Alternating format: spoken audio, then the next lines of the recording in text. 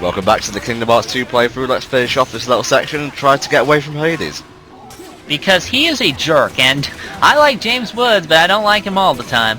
He's being fairly creepy now, trying to molest and followers and the like.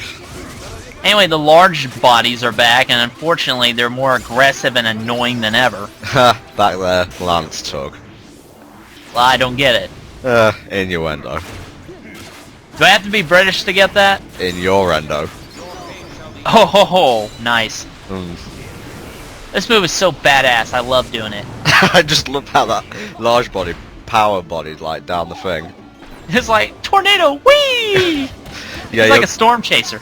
You're giving a reaction command to like actually deal with that. It'll be really a bitch move if they didn't. Yeah, they're actually a lot easier to deal with this time, thank God. Do you actually have defend in this game? I'm pretty sure you do. You have guard, but it's crap. Oh, he does that little fancy spin, doesn't he? I think he does, yeah. It's not like in God of War where he just blocks like a normal person. I mean, in the first game it was delayed, but this one, you have to wait for him to spin round. You do get some invincibility time while you're spinning, I think. Oh, that's cool. I love the little tassel on his arm. What's an Orin? My name. Oh, okay. Oh. I'm Sora. Why isn't Hades following us?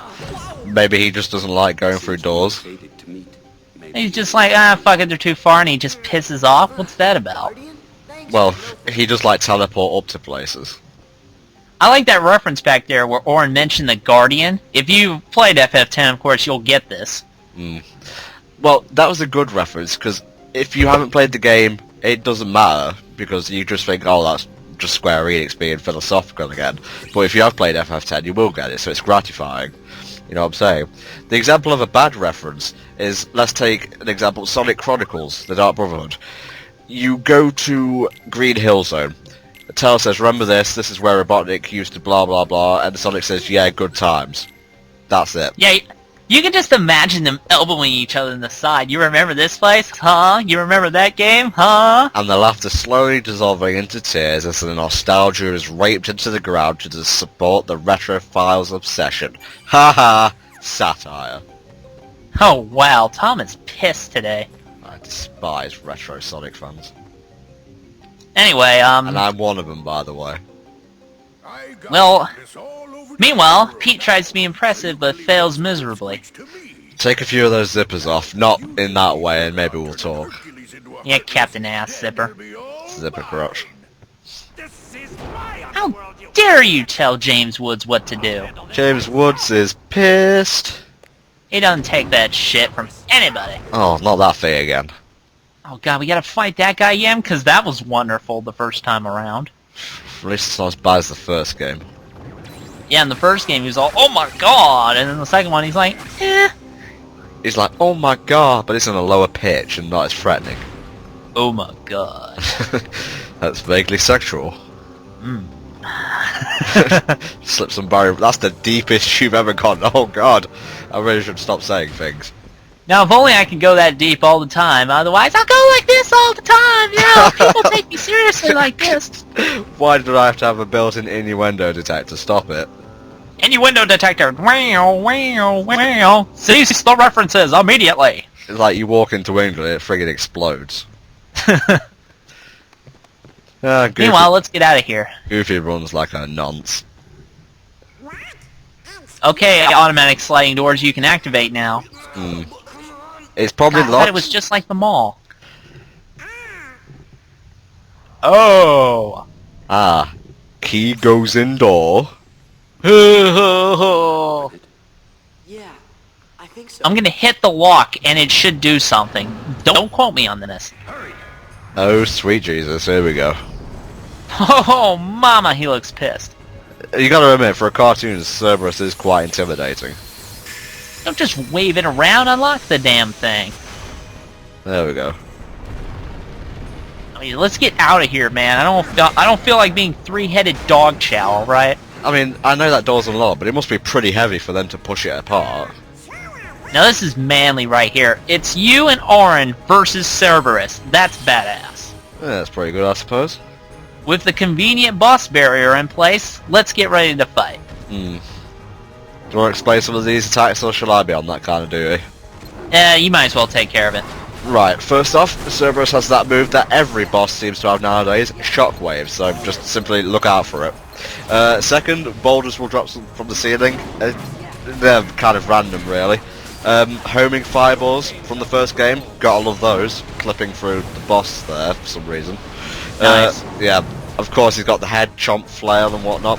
A spin move which seems to activate whenever he does that move, you know, the shockwave. And this wouldn't be so bad if you had attack cues, but since you don't, yeah, your ass is gonna get smacked all over the universe, basically. And that's about it, really. As in the first game, you should focus on either the left or right head, because going in the middle, it's not very smart, to be honest. Also, the limit may be really cool to use here, but it's really not gonna be that effective. So only use it if you feel like being flashy. There is also a reaction command with Cerberus, but I can't for the life of me think of how to trigger it manually. It seems to go off on its own. It's not like in God of War where you have a clear condition. It just does it whenever it feels like it, basically. But you gotta admit, this is awesome. I don't like those fireballs, I'm sorry.